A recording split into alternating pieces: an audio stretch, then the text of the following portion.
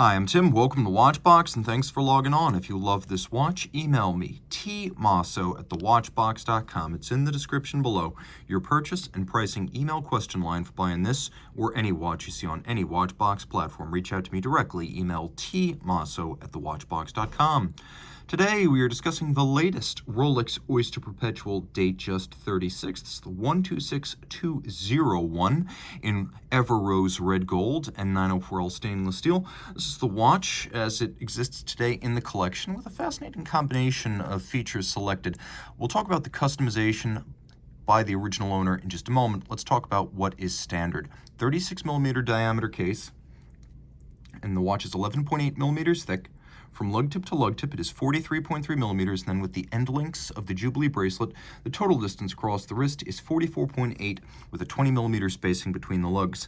Now, the original owner selected two-tone with rose and steel, a Jubilee bracelet, a loomed dial, a domed bezel. Lots to love here, but the fit and the feel comes first, and ergonomically, you can see it's a superb match for my 16 centimeter circumference wrist. It's very short across the wrist. You can see the lugs come nowhere near the edge. The cuff shot reveals it'll slide easily underneath the dress cuff. This is a great watch for men and women.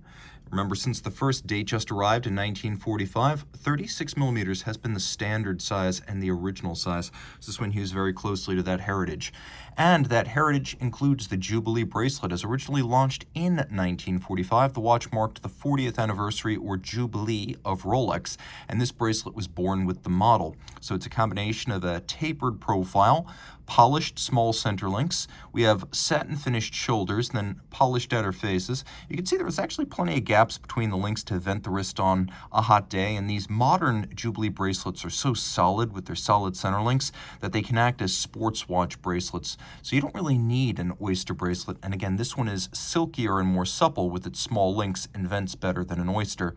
We have a combination of satin and polished steel plus polished Everose red gold on the clasp. Inside, there's a beacon to hook these two systems latch together. You have to actually lift to unlock. It's a pivoted spring-loaded clasp security system. There is an easy link 5 millimeter tool-free adjustment built in. You snap it in. You snap it out. It allows you to change your sizing on the fly. Removable links on both sides of the clasp are fixed by screws, and there are 3 divots drilled inside the clasp. There's a spring bar, and you can use your strap tool to move the bracelet into or out of the clasp, changing its anchoring point to improve fit. We have a handsome oyster-style case, tapered, polished, and remarkably elegant. This is not the super case you find on the divers, the GMT, or the Explorer 2. We have a twin lock crown in gold. We know it's a twin lock in gold because you see 2 dots. Screw down crown, oyster case back, 100-meter water resistance. We have a domed bezel, which is an uncommon choice on a Datejust. Typically, when we have a gold bezel on a Datejust, it will be fluted. When we have a steel bezel, typically it will be conical. So this gives the watch a little bit of an air de famille with the Oyster Perpetual, stretching back to that ancestral reference that coined the modern Rolex sports watch, because the Oyster Perpetual in 1933 combined this oyster case design with the perpetual rotor winding system.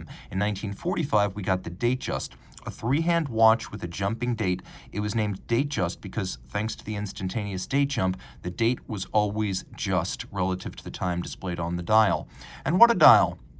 Underneath the sapphire crystal with a Cyclops eye magnifier, we have a lovely ardoise or anthracite metallic sunburst dial. Rolex calls this dark rhodium. It's a heavier, darker version of what you find on the movements of most Swiss watches.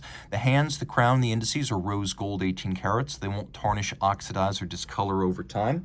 The watch is well loomed with Rolex's in-house chromolite blue lume, and that's a sporty look because not every Datejust has a loomed dial. Screw out the crown and we'll operate some of the subsidiary setting modes. We have hacking or stop seconds if you wish to synchronize to a reference time, and we have a quick set system, so if you wish you can quickly cycle the date and correct the watch. You'll also note that the date uses a lovely and lush serif intensive typeface. Underneath the case back, Rolex manufactured caliber 3235. Bidirectional automatic winding, it uses a rotor ball bearing rather than the previous and more fragile jeweled staff. The ball bearing's a big upgrade, so is the power reserve, now 70 hours. Hacking seconds, quick set date, beats 8 times per second, pivots on 31 joules. It is a COSC chronometer, but Rolex takes the certified chronometer movement, cases it up, and tests it as a fully assembled watch in 6 positions to run no worse than +2, -2 seconds per 24 hours, hence that term superlative chronometer. For years, it was just advertising. Now it actually means something substantive. The balance is free sprung. The balance bridge is dual anchored, so an anchor on each side. It's not a single-sided balance cock. These two features make the watch very shock tolerant. It has an overcoil hairspring, a Breguet overcoil shaped by hand, which centers the mass of the hairspring, allowing the watch to keep very consistent time no matter what position on your wrist or your dresser at night. And finally, that hairspring is made of a blue oxidized niobium zirconium alloy called Parachrom Blue that is highly anti-magnetic. Rolex has its own foundry. It makes its own cases, clasps, and bracelets. It makes Everose red gold, which is redder thanks to its higher copper content and resistant to fading, ever rosy thanks to its platinum content. Rolex uses 904L steel, which is a nickel-intensive steel that is particularly resistant to acid or salt-based corrosion, so you don't need to rinse it after a dip in the ocean. Reach out to Team Mosso at thewatchbox.com for purchase and pricing details.